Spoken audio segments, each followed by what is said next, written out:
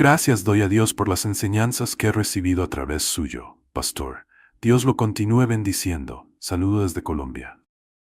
Santo Padre, de verdad eres bueno con nosotros. No puedo dejar de alabarte. Gracias, Dios mío, por estas enseñanzas. Gracias por tu siervo. Bendito sea Dios. Muchas gracias, varón de Dios. Que el Señor nuestro Dios Todopoderoso te bendiga y te guarde y ponga en ti paz. Bueno, damos gracias al Señor de que en la Biblia encontramos toda la información que Dios quiere que sepamos referente a los acontecimientos finales, ¿vale? Yo tengo encima de la mesa, me gustaría que me fueran, por ejemplo, pase. Esta Biblia que yo tengo aquí, es una Biblia muy poco conocida, que se conoce como la Biblia de la profecía.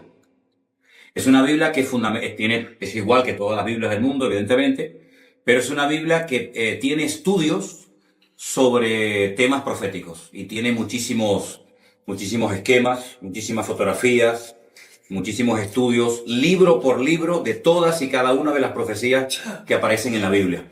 Aparece el porcentaje de cada profecía, del material profético en cada libro, las profecías más importantes. Si en algún momento quieren seguir profundizando en este tema de las profecías, pues les recomiendo esta Biblia. Es muy poco conocida, yo no sé ni cómo la conseguí, pero es una Biblia que está muy bien para estudiar todo el tema profético. Después también traje un libro que es una auténtica joya, de hecho es muy viejito, de los años 50. Para mí es el mejor libro que existe para estudiar escatología. Ahora tenemos una definición de la palabra escatología. Este libro lo escribió Dwight Pentecost y se llama Eventos del Porvenir. Es un libro excelente porque tiene una particularidad, y es que él presenta las distintas interpretaciones sobre pasajes bíblicos. Generalmente, yo tengo docenas y docenas de libros de Daniel, de Apocalipsis, de escatología bíblica, y lo que ocurre es que el autor de ese libro te presenta su postura teológica.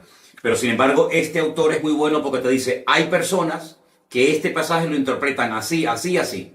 Y hay otras personas que lo interpretan así, así y asado. Y te dice qué versículos se pueden utilizar para defender una postura teológica, qué versículos se utilizan para defender otra. Entonces es un libro extraordinario. Yo me imagino que se puede conseguir este libro en el día de hoy, pero es el mejor. Sinceramente, de todos los que yo tengo, es el mejor. Luego yo les voy a recomendar, esto es un material. Sí, no te preocupes. Después, con el paso del tiempo, sería bueno que ustedes se fueran haciendo con algo de material para tener en casa, ¿no? Para que ustedes sean autodidactas y puedan estudiar la Biblia por sí solos. Yo les voy a recomendar 2 diccionarios. Este es uno de ellos, Nuevo Diccionario Bíblico Ilustrado. Es un diccionario bíblico muy bueno, que además contiene muchas fotografías y muchos gráficos, muchísima información. Es un diccionario extraordinario, pero que muy bueno. Y después hay otro que yo suelo utilizar mucho, que es este también, que se llama el diccionario Vine, pero este ya se centra más en explicación de palabras griegas y hebreas. Te dice dónde aparecen esas palabras, cómo se han traducido, y es un diccionario muy práctico a la hora de decir, bueno, ¿esta palabra realmente qué significa? ¿Cómo se tradujo esta palabra en este libro? ¿Cómo se tradujo en otro momento de la historia en otro libro? Es un libro extraordinario. Y luego tengo todo el Nuevo Testamento con el texto griego. Ustedes saben que el idioma griego es un idioma tremendamente rico, y a veces una palabra traducida no explica exactamente lo que se quiso decir en un principio. Entonces, este es un volumen extraordinario, porque antiguamente venían 6 volúmenes, en 6 tomos, pero ahora lo han hecho en uno solo, y entonces se titula Comentario al texto griego al Nuevo Testamento. Durante estas próximas clases les iré recomendando diferentes libros para que ustedes tengan material muy bueno a la hora de conocer el tema de la escatología. Tenemos aquí en la pizarra una explicación, una definición de la palabra escatología, una palabra que parece muy raro, pero que no es tan complicada. La escatología bíblica, ¿vale?, es la rama de la teología. Teo es Dios, eología es palabra. Es la rama de la teología que trata de los acontecimientos finales. Escatos significa último, logos, palabra o estudio. Entonces es el estudio de las palabras que tienen que ver con los últimos tiempos. Yo sé que no es una palabra que se suele utilizar habitualmente en nuestro vocabulario de cada día, pero para que ustedes sepan que cuando hablamos de escatología no estamos hablando de nada raro, sino es la rama de la teología que estudia los acontecimientos finales. Hay parte de la teología que estudia la figura de Dios, hay parte de la teología que estudia la angelología, todo lo que tiene que ver con el mundo de los ángeles, los demonios y todo eso. Hay parte de la teología que tiene que ver con la salvación, etcétera, etcétera. Pero la parte de la teología que estudia los acontecimientos finales se llama escatología. En este caso, escatología bíblica. ¿De acuerdo? Entonces, es muy, muy importante que nos demos cuenta de un principio que funciona a la perfección. Y es que la Biblia se interpreta a sí misma. Esa es una regla de oro que hay que tener siempre presente. Lo que usted a lo mejor está leyendo en Daniel y no entiende, te vas a lo mejor al Apocalipsis y lo entiende, o viceversa. Vamos a hacer una prueba antes de entrar ya en materia, explicar un par de capítulos muy fundamentales y necesarios de entender para poder entender el resto del tema de la escatología, para que ustedes se den cuenta lo importante que es entender otras cosas del libro de Daniel para poder interpretar adecuadamente el libro del Apocalipsis. Vamos a hacer un ejemplo. Vamos a ir, por ejemplo, al capítulo 13 del libro del Apocalipsis. El último libro de la Biblia, concretamente en el capítulo 13, los primeros versículos, vamos a leerlos para los hermanos que nos están escuchando. Apocalipsis 13, del 1 al 2. Y se van a dar cuenta que si ustedes no tienen una base bíblica para poder interpretar estos textos, ustedes no van a entender absolutamente nada, que es lo que le suele pasar a mucha gente, que cuando se quieren meter a estudiar escatología bíblica, como no tienen una base, el libro de Apocalipsis les aburre y entonces lo dejan para más adelante porque no entienden nada.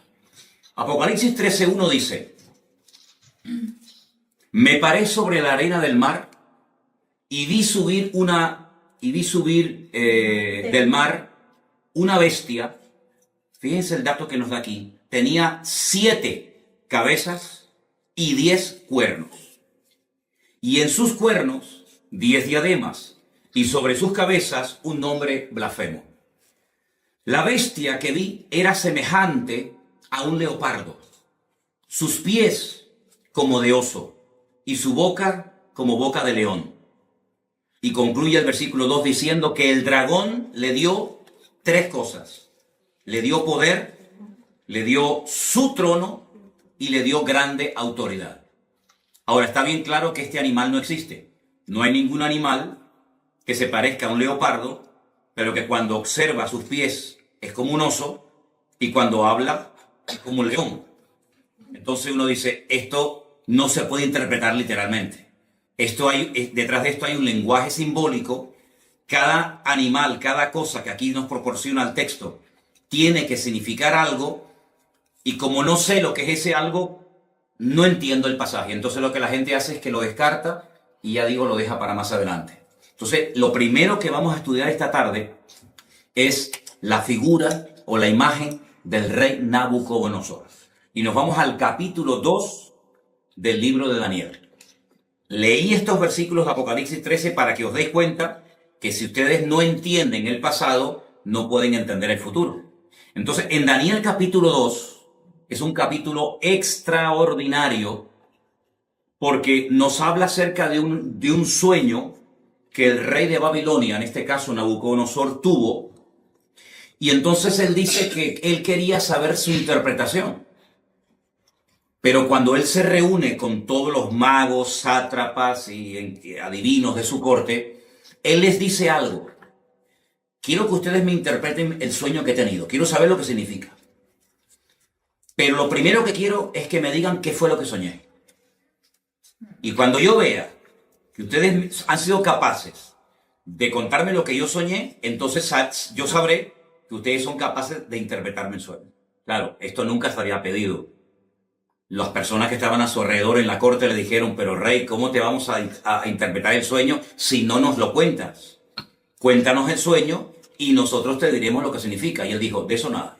Si no me cuentan el sueño y a continuación su interpretación, los mando a matar a todos. Daniel, que vivía en el palacio del rey Nabucodonosor, pidió tiempo. Dijo, bueno, dame tiempo, vamos a orar, a ver si el Señor me quiere interpretar o me quiere dar la interpretación y a continuación también el sueño que has tenido. Vamos a Daniel capítulo 2. Después de orar y de buscar al Señor intensamente en oración, el Señor le reveló a Daniel lo que había soñado y lo que significaba ese sueño. Estamos en Daniel capítulo 2, versículo 27. Daniel capítulo 2, versículo 27. El misterio que el rey demanda, ni sabios, ni astrólogos, ni magos, ni adivinos lo pueden revelar al rey. Así de claro. Esto es imposible. Porque jamás en la historia había ocurrido que un rey quiere que le cuenten primeramente el sueño y después la interpretación. Pero hay un Dios en los cielos, el cual revela los misterios, y él le ha hecho saber al rey Nabucodonosor lo que ha de acontecer en los postreros días. He aquí tu sueño y las visiones que has tenido en tu cama. Versículo 29. Estando tú, oh rey, en tu cama, te vinieron pensamientos por saber lo que había de ser en lo porvenir. Y el que revela los misterios te mostró lo que ha de ser. Y a mí me ha sido revelado este misterio, no porque en mí haya más sabiduría que en todos los vivientes, sino para que se dé a conocer al rey la interpretación y para que entiendas los pensamientos de tu corazón. Daniel no está atribuyendo ninguna gloria para sí mismo, sino que él lo que está dejando bien claro es que no hay hombre alguno en la tierra que sea capaz de interpretar esto, ni siquiera él. Pero sin embargo él exalta y levanta la figura de su Dios y dice, pero hay un Dios en los cielos que lo sabe todo, que lo conoce todo. Ahora, la interpretación del sueño es algo impresionante, porque te vas a dar cuenta de que Dios es el que conoce y revela la historia cuando Él quiere y como Él quiere. Escucha la interpretación del sueño. Versículo 31. Tú, oh rey, veías, y aquí una gran imagen, esta imagen que era muy grande y cuya gloria era muy sublime, estaba en pie delante de ti, y su aspecto era terrible. La cabeza de esta imagen era de oro fino, solo la cabeza. Su pecho y sus brazos de plata, su vientre y sus muslos de bronce, sus piernas de hierro, sus pies en parte de hierro y en parte de barro cocido. Estabas mirando hasta que una piedra fue cortada no con mano e hirió a la imagen en sus pies de hierro y de barro cocido y los desmenuzó. Entonces fueron desmenuzados también el hierro, el barro cocido, el bronce, la plata y el oro, y fueron como tamo de las eras de verano, y se los llevó el viento sin que de ellos quedara rastro alguno. Mas la piedra que hirió a la imagen fue hecha un gran monte que llenó toda la tierra. Este es el sueño. También la interpretación de él diremos en presencia del rey. Versículo 37. Tú, oh rey, eres rey de reyes, porque el Dios del cielo te ha dado reino, poder, fuerza y majestad. Y donde quiera que habitan hijos de hombres, bestias del campo y aves del cielo, Él lo ha entregado en tu mano, y Él te ha dado el dominio sobre todo. Tú eres aquella cabeza de oro. Ya está revelando la interpretación del sueño. Después de ti, se levantará otro reino inferior al tuyo, y luego un tercer reino de bronce, el cual dominará sobre toda la tierra. Y el cuarto reino será fuerte como hierro, y como el hierro desmenuza y rompe todas las cosas, y desmenuzará y quebrantará todo. Y lo que viste de los pies y los dedos, en parte de barro cocido de alfarero y en parte de hierro, será un reino dividido, mas habrá en él algo de la fuerza del hierro, así como viste hierro mezclado con barro cocido. Y por ser los dedos de los pies en parte de hierro y en parte de barro cocido, el reino será en parte fuerte y en parte frágil. Así como viste el hierro mezclado con barro, se mezclarán por medio de alianzas humanas, pero no se unirán el uno al otro, como el hierro no se mezcla con el barro. Y en los días de estos reyes, el Dios del cielo levantará un reino que no será jamás destruido, ni será el reino dejado a otro pueblo. Desmenuzará y consumirá todos estos reinos, pero Él permanecerá para siempre.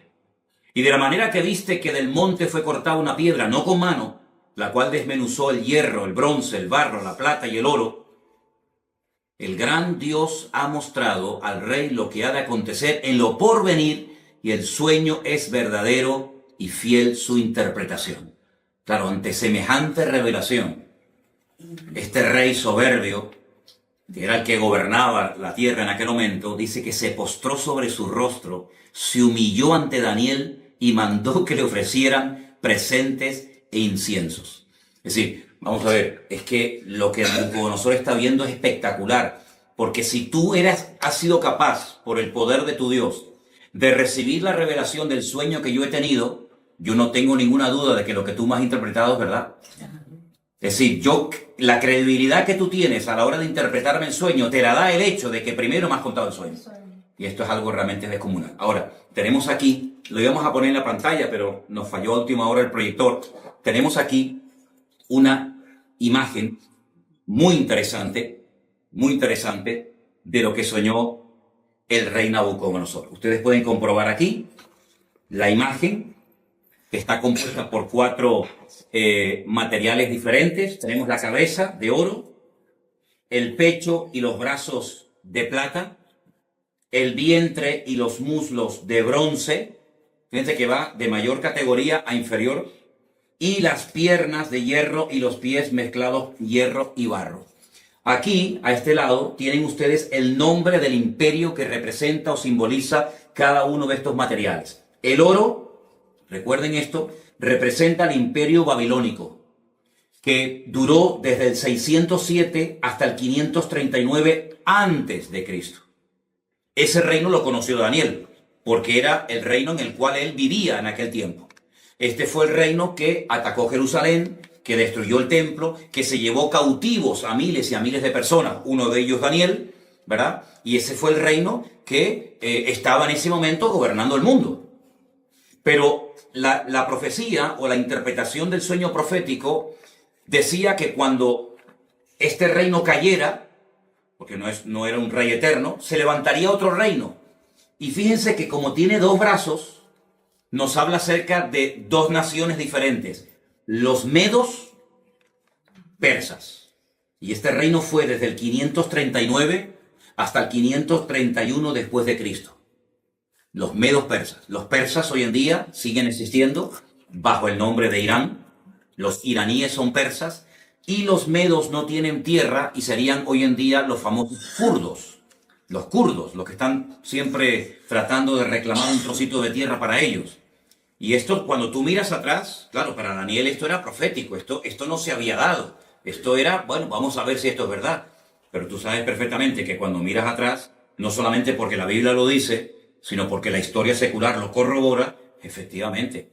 Todo el mundo sabe que después de la caída del imperio babilónico, se levantaron y gobernaron muchas naciones de la tierra durante mucho tiempo, los medos persas.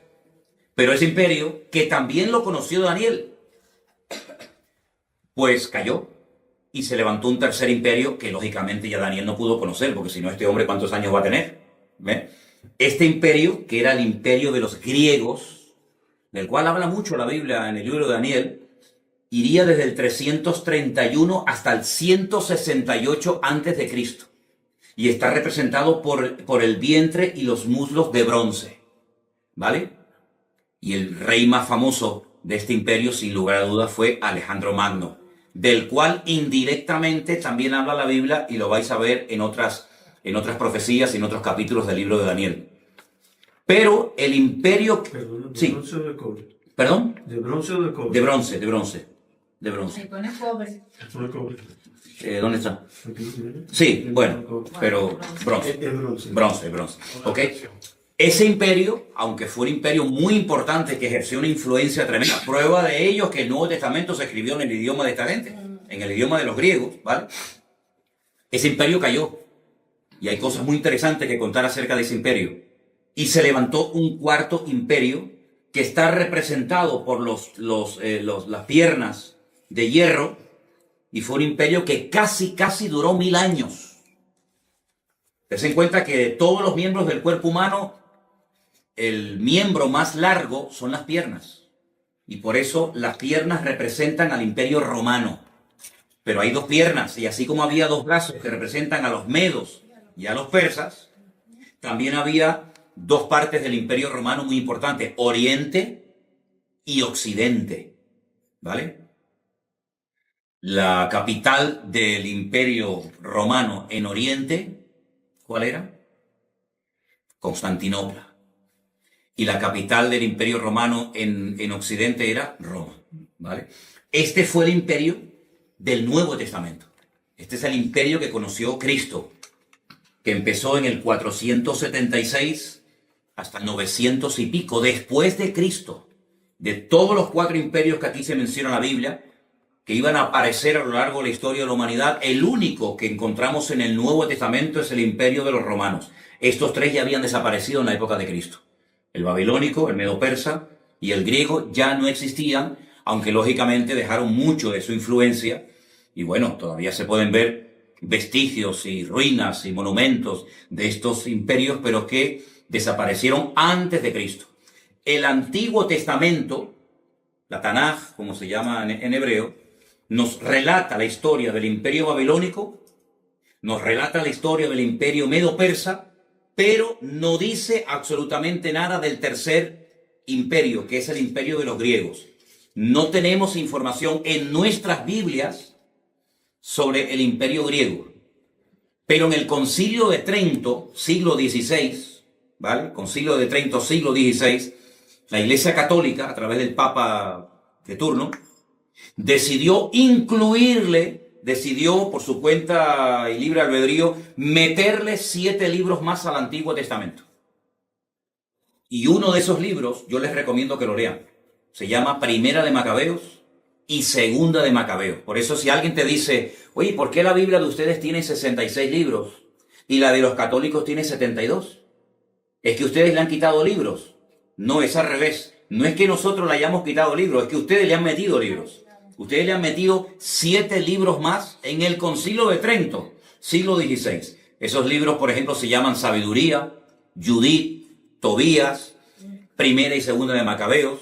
Y esos libros de Primera y Segunda de Macabeos son la historia, son la historia de la influencia del Imperio griego durante el tiempo que se dividió el Imperio griego. Cuando Alejandro Magno se muere, pues se divide en 4, que ya hablaremos en su momento acerca de eso, y entonces el Antiguo Testamento termina contándonos la historia de los medos persas, pero claro, si tú estás estudiando esta profecía, tú dices, bueno, pero ¿y entonces los griegos?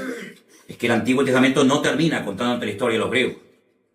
Y cuando empiezas el Nuevo Testamento ya te encuentras a los romanos, Poncio Pilato, el César de Roma, etcétera, etcétera. Entonces tú dices, ¿qué pasó con el tercero? Bueno, tú sabes, o debes saber, que entre el Antiguo Testamento y el Nuevo Testamento hay 400 años de silencio, donde no se cuenta nada, ¿vale? Y entonces por eso los griegos no aparecen en el Antiguo Testamento, pero estaba profetizado por el Señor de que habría un tercer imperio llamado el imperio de los griegos, de los macedonios, ¿de acuerdo?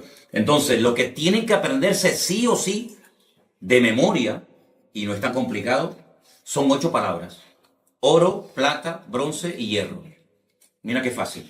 Oro, plata, bronce y hierro. Babilonia, Medo-Persia, Grecia y Roma. Ya está. Con esos 4 materiales, ustedes saben que la interpretación del sueño del rey Nabucodonosor consistía en revelarle al rey Nabucodonosor la historia de 4 imperios que tendrían mucho que ver con el pueblo de Dios, tanto en el Antiguo como en el Nuevo Testamento. Podríamos contar cientos de cosas de cada uno de los imperios. Por ejemplo, este imperio, el babilónico, fue el que destruyó el primer templo, por ejemplo, ¿vale? Fue el segundo imperio de los medos persas el que permitió la reconstrucción del segundo templo, por ejemplo, ¿verdad? Ahí está, en este segundo periodo, en este segundo templo, está la historia del famoso libro de Esther, donde está Asuero, donde está el rey Artajerjes, el rey Darío, ¿vale? El rey Ciro. Todo eso ocurre bajo el gobierno de los medos persas, el segundo imperio que hubo, ¿vale? Hay muchas cosas que se pueden contar acerca de cada uno de estos imperios. Fue el cuarto imperio el que, por así decirlo, inventó el sistema de muerte más despiadado y humillante del mundo, que es la crucifixión, y era el que estaba profetizado que emplearían con la figura de Cristo. Por eso el Mesías no podía haber nacido antes del Imperio Romano, porque prácticamente no existía la crucifixión, ¿vale? Fue el Imperio griego, con su cultura y su filosofía y su idioma tremendamente rico, el que utilizó el Señor para la traducción de la Biblia por primera vez. La primera vez que se tradujo la Biblia, el Antiguo Testamento, ¿vale? El Nuevo Testamento aún no estaba escrito, fue en el idioma griego. Y esa versión se conoce como la versión o la Biblia de la Septuaginta. Porque se llevaron a 70 intérpretes de la Biblia a la ciudad de Alejandría y allí se les pidió que tradujeran la Biblia. Y esa primera traducción se llamó la Biblia de la Septuaginta. ¿De acuerdo? Ahora bien, esta imagen fue un sueño que tuvo el rey Nabucodonosor. Ahora pueden entender ustedes la soberbia de este rey cuando le dice Daniel, tu reino es solamente la cabeza de oro. Pero cuando tu reino caiga, se levantará un segundo, un tercer y un cuarto imperio. Pero si ustedes siguen leyendo el libro de Daniel, se van a dar cuenta que en el capítulo 3, él manda a construir una imagen toda de oro, desde la cabeza hasta los pies. Como diciendo, yo no reconozco, yo no acepto, por mucho que se haya humillado y por mucho que haya reconocido que el Dios de Daniel era el verdadero, hay un momento en el que él reflexiona y dice, ¿cómo? ¿Que va a haber un segundo imperio, un tercero y un cuarto? De eso nada. Él manda a construir una estatua de oro. Les voy a leer unos versículos simplemente del capítulo 3. El rey Nabucodonosor, verso 1, hizo una estatua de oro cuya altura era 60 codos, su anchura era de 6 codos, la levantó en el campo de Dura, en la provincia de Babilonia. Un atentado contra la revelación divina, como diciendo, toda la estatua va a ser de oro porque mi reino va a durar eternamente y para siempre. Y ese fue el gran milagro de aquellos 3 jóvenes que dice la Biblia que no quisieron postrarse ante la imagen de oro y fueron arrojados dentro de un horno de fuego y el Señor los salvó milagrosamente de la muerte. Y otra vez el rey Nabucodonosor cae de rodillas y reconoce que el Dios de estos chicos es el Dios verdadero. Pero bueno, vendrán otros momentos en los que demostrará su soberbia y su orgullo, porque a pesar de las cosas tremendas que está viendo, él sigue, como decimos aquí, R que R con su actitud, ¿no? De no querer reconocer las cosas. Entonces, queda claro la interpretación de este sueño. Queda claro, ¿no? ¿Vale? Los 4 imperios ya forman parte de la historia. Pero ¿qué es lo que ocurre? En el capítulo 2 del libro de Daniel es donde aparece este sueño con su correspondiente interpretación. Pero, a su vez, Daniel también tiene un sueño en el capítulo 7. Entonces vamos al capítulo 7 del libro del profeta Daniel y vamos a leer algunos versículos en esta tarde. ¿Los hermanos de Bélgica nos están escuchando bien? Ok, perfecto. Le mandamos un saludito a todos los hermanos de Bélgica. Y a todos los que nos están viendo de muchas partes, hermanos de Estados Unidos y de México y de muchos lugares, que el Señor les bendiga a todos. Daniel capítulo 7.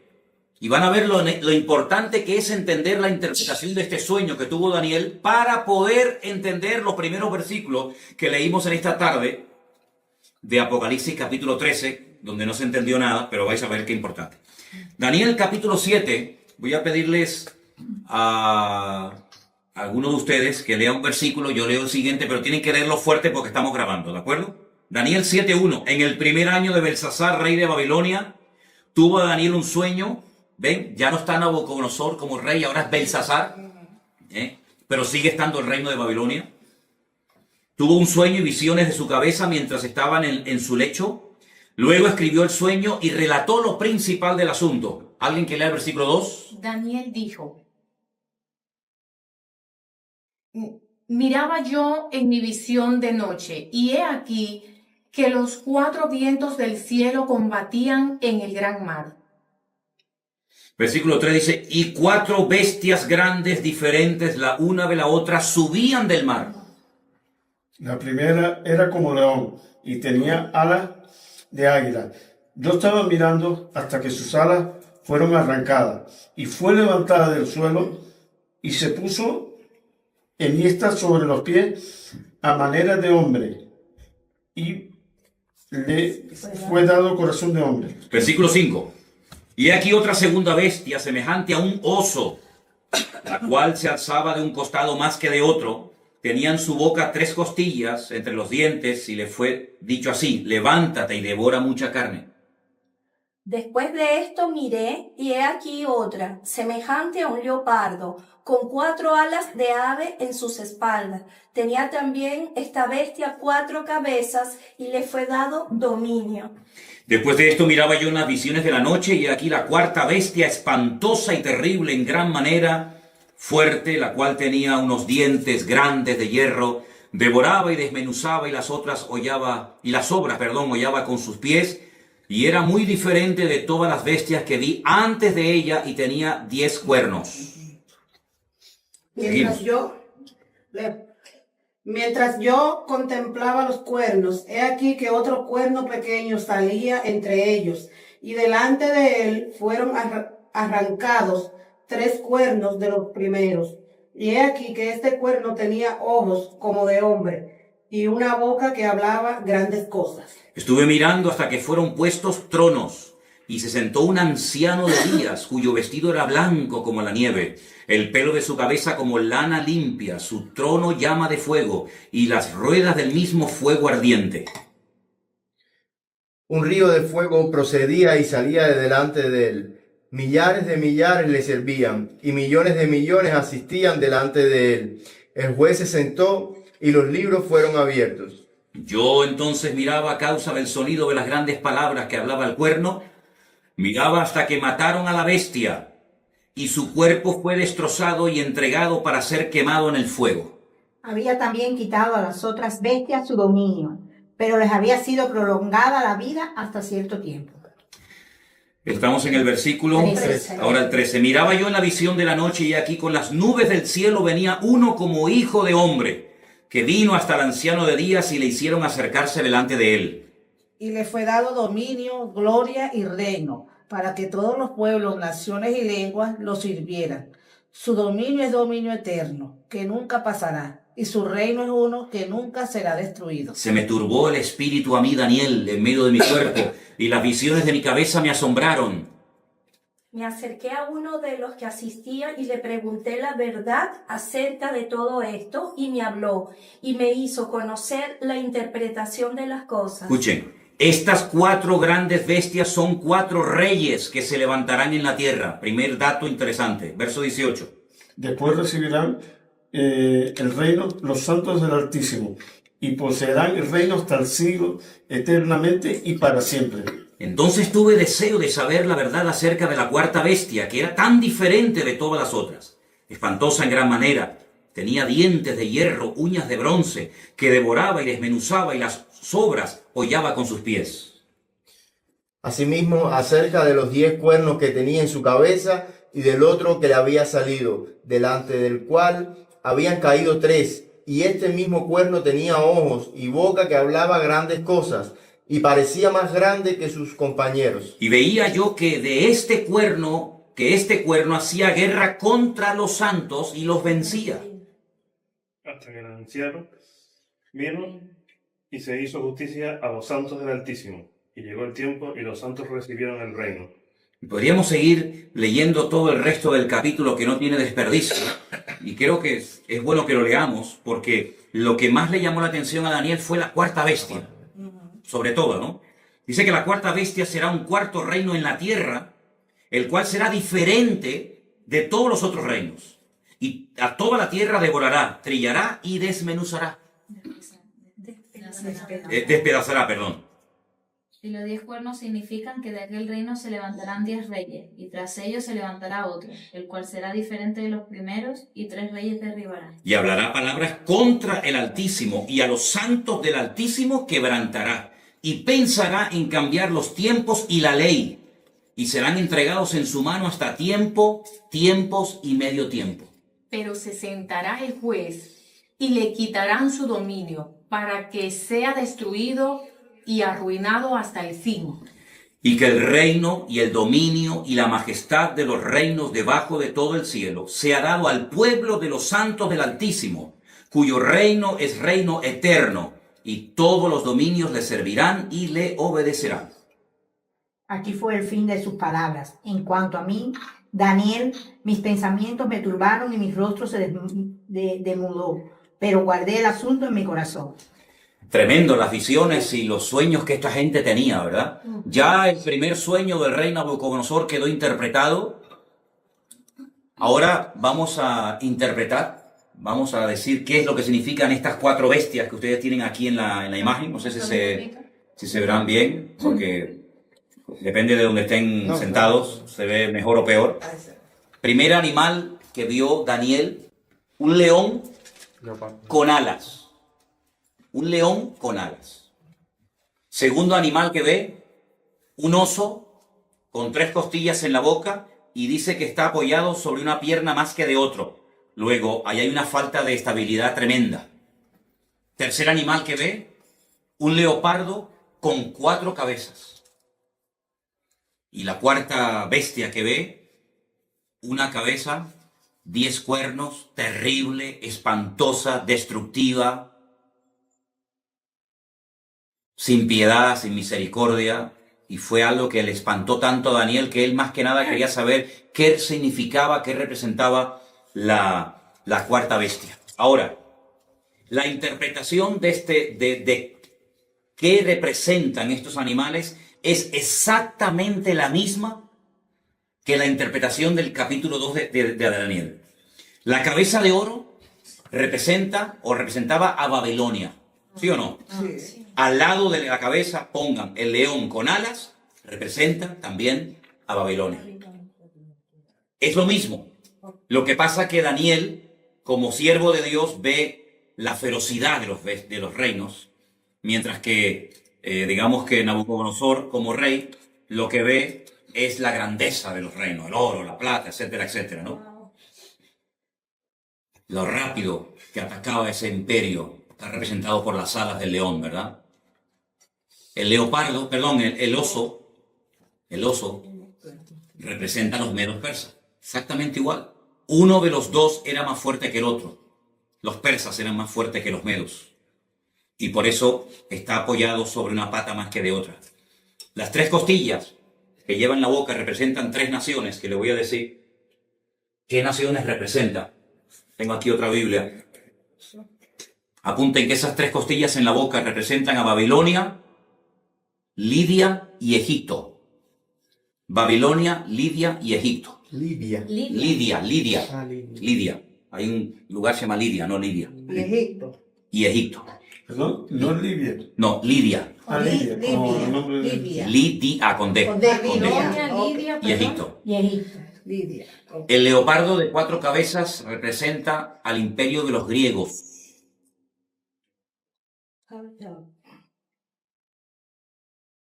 El imperio de los griegos. Tengo que ponerle aquí al móvil batería, porque si no, no me voy a quedar sin batería. Un dato que les quiero dar, y apúntelo, porque es muy importante tener en cuenta a la hora de querer interpretar correctamente la profecía. Las cabezas son imperios y los cuernos son naciones. Eso es un dato muy importante que tienen que tener en cuenta si quieren interpretar lo que es el tema profético. Las cabezas siempre son reinos y los cuernos, naciones o pueblos, ¿vale? ¿Ok? Y la cuarta bestia representa a Roma, el imperio romano. La de los 10 cuernos. 10 cuernos, pero una cabeza. Una cabeza. Esa misma bestia la van a ver en el Apocalipsis con los 10 cuernos, pero con 7 cabezas, en vez de con una. ¿Vale? Ya explicaremos por qué. Representa a Roma. A Roma. Pero no se olviden que la Biblia dice que de esa bestia, o de ese territorio que ocupó esa bestia de Roma, saldrán 10 cuernos, 10 naciones. Y de esas 10 cuernos sale uno, que es lo que llaman el cuerno pequeño, que hablaba blasfemias contra los santos del Altísimo, que le hacía guerra a los santos del Altísimo y los vencía. Ahora, En ese momento, los santos del Altísimo no eran los cristianos. La iglesia ni existía. La iglesia ni había nacido. Estamos cientos de años antes de Cristo, ¿vale? Por lo tanto, está haciendo una referencia directa a los ataques que recibirían los santos en aquel momento, que era el pueblo de Israel, ¿vale? Para saber ubicar cada cosa en su sitio. Entonces tenemos que el oro y el león con alas es Babilonia. Es lo mismo, pero visto desde dos puntos de vista diferentes. Uno como estadista, que es lo que era el rey Nabucodonosor, otro como profeta. El leopardo, perdón, el oso es medo-persa, exactamente igual que la plata del pecho y lo de los brazos.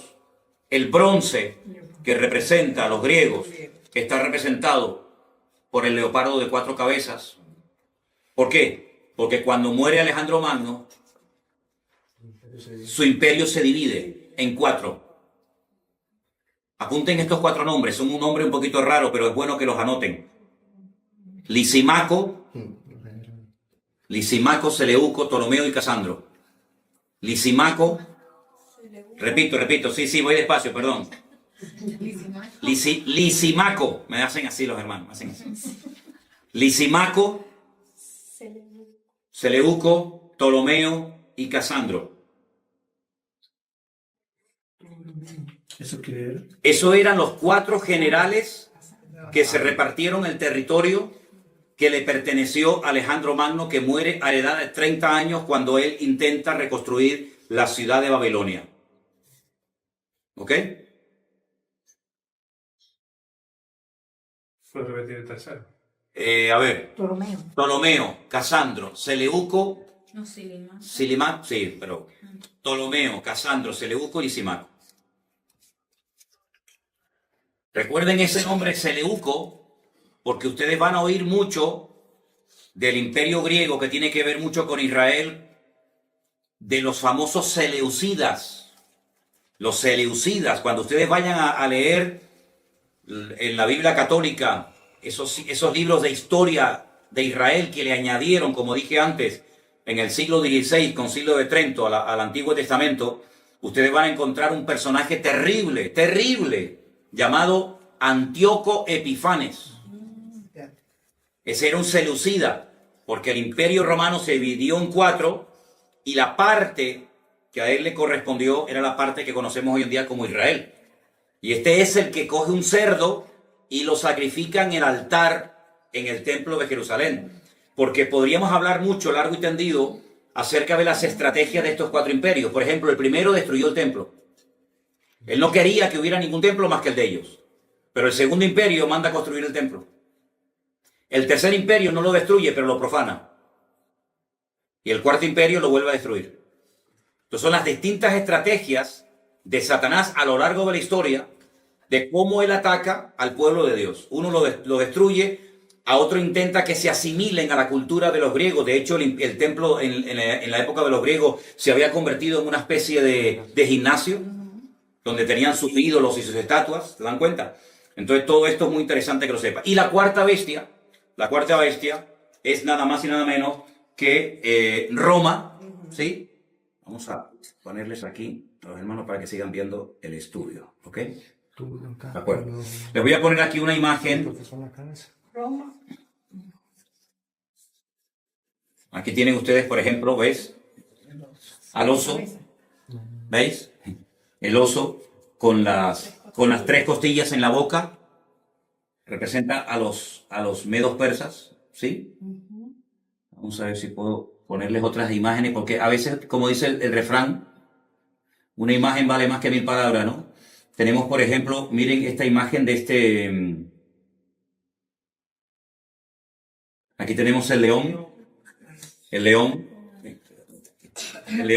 con las alas. ¿Quién era el león con las alas? Babilonia, ahí lo tenemos. Bueno, en algunos lugares, aquí en Santa Cruz, hay edificios que en lo alto tienen un león con alas. De hecho, hay una compañía de seguros. Hay una compañía de seguros que su símbolo es el león con alas. Y hay edificios de los antiguos masones en Santa Cruz de Tenerife que aparecen en las fachadas y en las azoteas leones con alas. porque se identifican con el imperio de Babilonia. La palabra Babilonia viene de Babel, que significa confusión. Esa famosa torre de Babel, allí se estaba construyendo. ¿Y cuál era la capital en aquel tiempo de esta gente?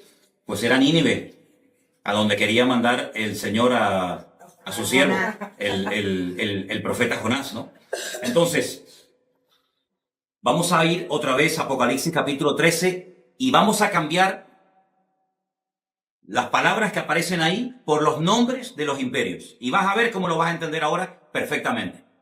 Al principio, Apocalipsis 13, 1 y 2, lo leímos y nadie entendió nada. Ahora vas a ver que lo vas a entender perfectamente con esta pequeña explicación que te he dado. ¿Alguien que me lea los 2 primeros versículos, por favor? Me paré sobre la arena del mar y vi subir del mar una bestia que tenía 7 cabezas y 10 cuernos, y en sus cuernos 10 diademas y sobre sus cabezas un nombre blasfemo. Ok, ahora vamos a sustituir el nombre de los animales por los imperios que representan. Vuélvelo a leer otra vez, por favor. Ustedes allí en Bélgica y los hermanos que nos ven por ahí, inténtenlo hacer en casa, pero cambiando el nombre del animal y sustituyéndolo por el imperio que representa o simboliza. Ok, otra vez. Me paré sobre la arena del mar y vi subir del mar una bestia. En otro versículo que ya les daré, el mar representa las naciones, ¿vale? Tenía 7 cabezas, 10 cuernos, en sus cuernos 10 diademas, sobre su cabeza su nombre blasfemo, y la bestia que vi era semejante a... Leopardo. ¿Y quién es el leopardo? El imperio griego. Griego. La bestia que vi era semejante, se parecía a un griego. Sus pies, es decir, la forma como se movía, la forma como actuaba, era como de un persa, de un medo persa. Y la forma como hablaba o se comunicaba o se expresaba como un babilónico. Entonces hay una mezcla, porque ven que el león es Babilonia, el leopardo es Grecia, el oso son los medos persas y la bestia es Roma. Pero ahora ya no es un animal el que representa un imperio, sino que ahora es una mezcla, lo que representa a esta última bestia, y esta bestia de la cual se está hablando aquí en Apocalipsis 13 es el anticristo. En Apocalipsis capítulo 13, ya lo estudiaremos en su momento, se habla de 2 personajes. Una bestia, que es el anticristo, y otra bestia, que es el falso profeta. Otro personaje completamente diferente. Digamos que el anticristo va por la línea política, es el político de turno, el que gobierna, y el falso profeta es el que se encarga, digamos, de lo religioso, de lo espiritual, por decirlo de alguna manera. Entonces uno dice, bueno, si el anticristo, o la bestia, como se lo llama en el Apocalipsis, es semejante a un leopardo o a un griego, uno tiene que indagar y estudiar fuera de la Biblia cómo era el estilo de vida de la gente griega. Y uno dice, era gente que le daba una importancia tremenda al aspecto físico. Miren la cantidad, yo no sé en otros países, pero alrededor de nuestra iglesia hay 7 gimnasios y todos llenos. Es decir, es un hombre que le va a dar una importancia tremenda a la imagen, al aspecto físico. Es interesante. Una persona que se va a cuidar, una persona que va a dar una imagen atractiva, una imagen llamativa, porque así eran los griegos, se cuidaban hasta decir basta. Pero cuidado, porque eran bisexuales la mayoría de los griegos, les gustaba tanto las mujeres, como los hombres, como los niños, como los animales, como lo que apareciera. Estamos viviendo unos tiempos donde hoy en día hay mucha gente que dice, no, a mí me gustan las mujeres, me gustan los hombres, terrible. Eran hedonistas, es decir, el placer como meta. El placer como objetivo, pasarlo bien, disfrutar de la vida, sean drogas, sea sexo, sea lo que sea, así eran los griegos. Eran gente culta. La cuna de toda la filosofía tiene su origen en Grecia. Eran gente culta, no eran estúpidos, no eran ignorantes, eran gente culta. Luego, sabían expresarse, sabían hablar. Lean los discursos ustedes de Platón, de Aristóteles, de Sócrates. Eso es alucinante, la riqueza del vocabulario, ¿verdad? La demagogia que utilizaba aquella gente, la oratoria que tenían, todo eso lo va a tener este tipo. ¿verdad? Porque se va a parecer a un griego. Pero además dice que sus pies, su forma de actuar, era como de un oso.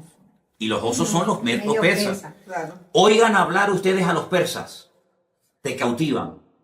Hablan así, muy suave. Calmado. No es como los árabes que hablan muy brusco, muy cerrado, muy bruto el idioma, ¿no? El persa es muy suave en su forma de hablar, muy tranquilo, te cautiva. ¿No han visto los gatitos persas, lo lindos que son? Son así los persas, son cautivadores, son seductores, te atrapan, su forma de ser es impresionante. Pero dice la Biblia que su boca es como la de un león, destructivos a más no poder. Entonces te das cuenta que es una mezcla de culturas, es una mezcla de pueblos, de influencias del pasado. Te das cuenta lo importante que es saber lo que significan los animales del Antiguo Testamento, claro. porque si no, no te enteras a la hora de interpretar el Nuevo. Pero hay un dato muy importante. La última parte del versículo 2 dice que el dragón, y el dragón en la Biblia, ¿quién es? Satanás. Es uno de los muchos nombres que recibe Satanás en la Biblia. Dragón, Satanás, diablo, serpiente antigua, etc. El dragón o Satanás le dio poder, su trono, una sede de gobierno y grande autoridad. Sería interesante preguntarnos dónde está la sede de gobierno mundial, o por lo menos europea, de Satanás hoy en día. Porque cuando estudiemos las iglesias del Apocalipsis, ustedes van a ver que hay un mensaje a una iglesia, y a esa iglesia le dice el Señor: yo sé dónde ustedes tienen su congregación. Ustedes tienen la iglesia, ustedes se congregan donde hoy por hoy Satanás tiene su trono.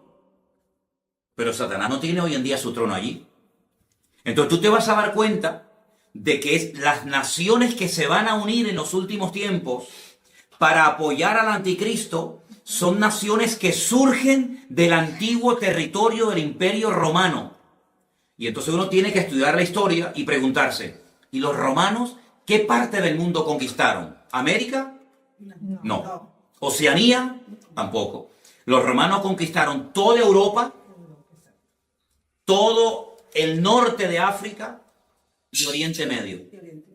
Por eso ven dos piernas, porque una pierna representa un continente y la otra pierna representa la otra parte, África y Occidente.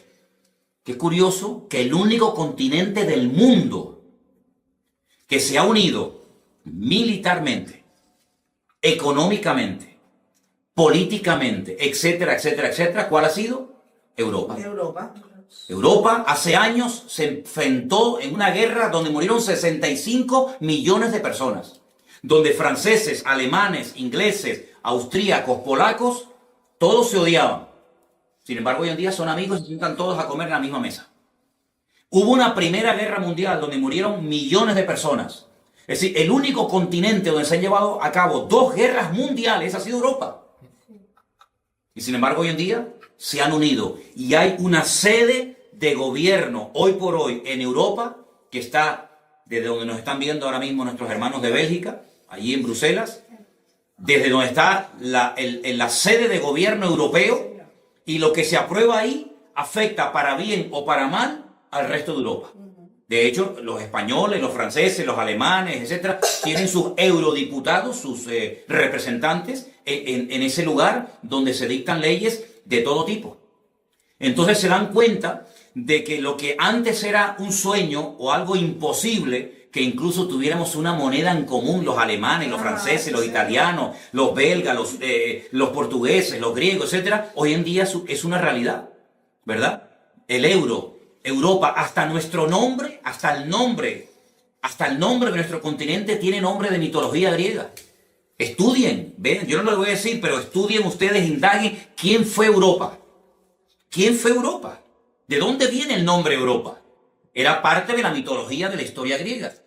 Entonces se dan cuenta que el imperio griego ha caído, pero la influencia griega sigue estando hoy en día, entre nosotros de una forma tremenda, tremenda. Entonces, por una parte uno ve gente muy culta, pero por otra parte ve a esa gente tan culta que son después unos auténticos salvajes y unos auténticos liberales, porque va a haber una mezcla de cultura, de salvajismo, de religiosidad, de espiritualidad. Y una cosa, Los griegos eran muy religiosos. No se olviden ustedes que cuando el apóstol Pablo fue a Grecia, al Areópago, dice que caminó por la mañana y luego por la tarde lo invitaron a compartir la palabra y dijo, hermanos o amigos, veo que ustedes sois gente muy religiosa, porque tenéis dioses para todo. Incluso observé que tenéis un altar donde hay abajo, al pie del altar, una inscripción que dice, al Dios no conocido. Por si acaso se nos queda alguno por no adorar, también lo adoramos. Y Pablo, aprovechando esa coyuntura, dijo, yo os vengo a hablar de ese Dios que ustedes ignoran, y comenzó a predicarles la palabra, ¿no? Entonces, vamos a estudiar en estas clases, paso a paso, cómo poder interpretar los capítulos del libro del Apocalipsis, pero antes de meternos a estudiar en profundidad los capítulos y los personajes, tenemos que tener las herramientas para interpretar. Ya sabemos interpretar los materiales.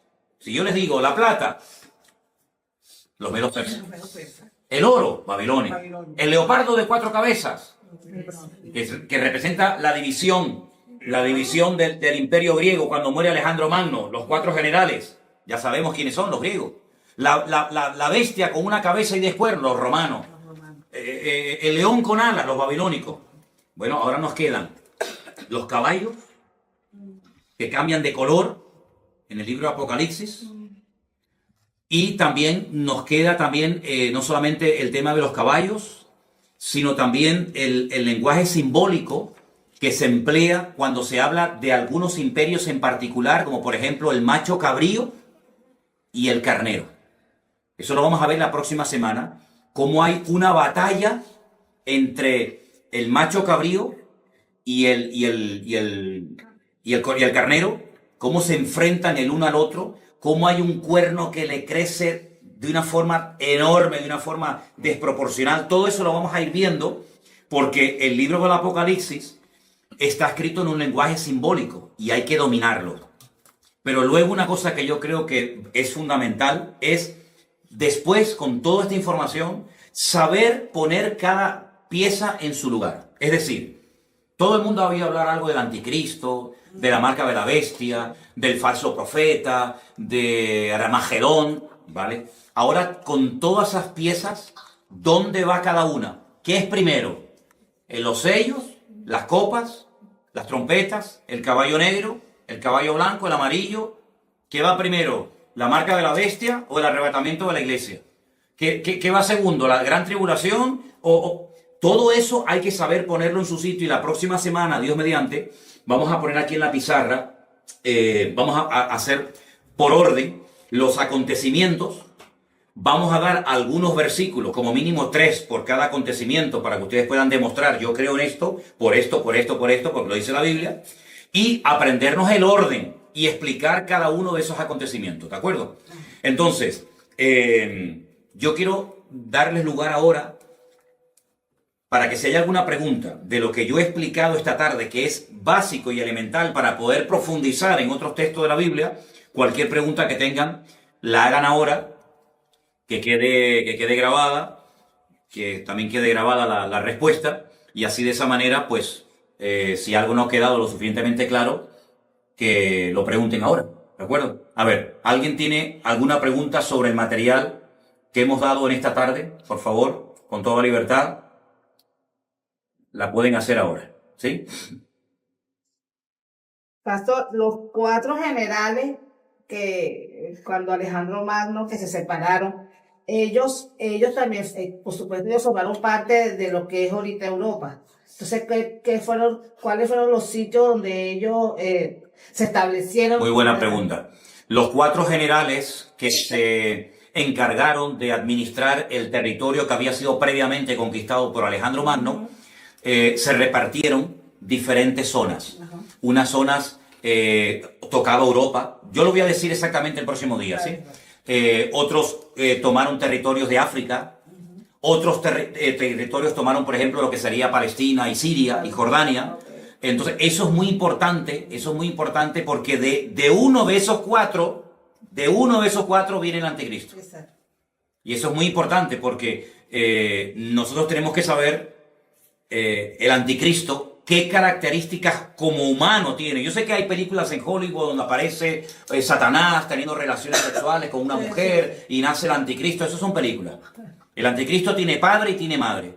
El anticristo es un político de carne y hueso que se dará a conocer, que tendrá un poder tremendo, una influencia tremenda a nivel mundial, que tendrá apoyo militar, apoyo económico, apoyo político de muchas naciones y que va a llevar en un principio a muchas naciones, digamos, a la prosperidad, a la abundancia, etcétera, pero que al final quebrantará todos los pactos y acuerdos y convenios que previamente había firmado y establecido, incluido uno con el pueblo de Israel, ¿verdad? Les traicionará y entonces se volverá el peor gobernante de todos los tiempos, con matanzas y con guerras y con injusticias tremendas, ¿no? Pero muy importante la pregunta que tú has hecho, porque tenemos que saber esos 4 generales qué territorio dominaban. Por eso dije antes los famosos seleucidas, sí. Los seleucidas, la famosa guerra de los asmoneos, la famosa guerra de los macabeos. La palabra macab significa en hebreo martillo. Los macabeos eran los que golpeaban, los que intentaban golpear y destruir al imperio de los griegos, que por un tiempo lo consiguieron, cuando volvieron a consagrar el templo de Jerusalén. Ya viene la famosa fiesta de Hanukkah y todo eso, que ya lo explicaremos en su momento. Pero la próxima semana te digo exactamente el territorio que ocuparon, ¿de acuerdo? Vale. ¿Alguna pregunta que ustedes quieren hacer? O los que nos están viendo en directo quieren hacer alguna pregunta sobre la clase de hoy. Quiero que quede bien clara la interpretación, la explicación de Daniel 2 y Daniel 7. Por hoy, con eso, nos podemos dar por satisfechos y ya la próxima semana, si Dios quiere, estudiaremos las otras partes. Ahora, finalmente quiero mostrarles esta imagen, que ya es una mezcla de los diferentes imperios que ustedes ya conocen. Aquí está la bestia con los 10 cuernos. Ven que tiene algo del oso, ven que tiene algo del leopardo, ven que tiene algo del león. Es una forma simbólica de describir la naturaleza y la esencia de este personaje siniestro llamado el anticristo. ¿Vale? A través de figuras de animales te dice cómo es esta persona. ¿Vale? Dime. Sí, o sea, eso es el anticristo. Esto es simplemente una imagen, una representación de cómo va a ser. El anticristo es un ser humano. Con nombre, apellido, con pasaporte, con huellas digitales, con padre, con madre, todo. Lo que pasa, ¿cómo describir a ese personaje? ¿Cómo podemos describir su forma de actuar, su forma de pensar, su forma de reaccionar? Bueno, pues a través de aquellos animales que en el Antiguo Testamento representaban imperios que existieron, y entonces se hace una especie de mezcla de esos animales para describir cómo es su naturaleza como persona. ¿Sí? ¿Quedó claro? ¿Sí? ¿Ok? ¿Alguna pregunta más? La otra bestia y el dragón iban por separado, pero tendrán, claro, estarán interconexionados con... Totalmente. Con la misma... Sí, la primera bestia del Apocalipsis 13, que surge del mar, dice en el versículo 1, vi subir del mar una bestia, y la describe. La otra, la del versículo 11, dice, después vi otra bestia que subía de la tierra, y tenía cuernos semejantes a los de un cordero, pero hablaba como un dragón. Son 2 bestias diferentes, pero están, totalmente unidas, vinculadas, se apoyan mutuamente, porque dice que esta bestia, el falso profeta, como se le llama, hace que adoren y que sigan a la primera bestia, pero lo curioso es que después la primera bestia destruye a la segunda bestia.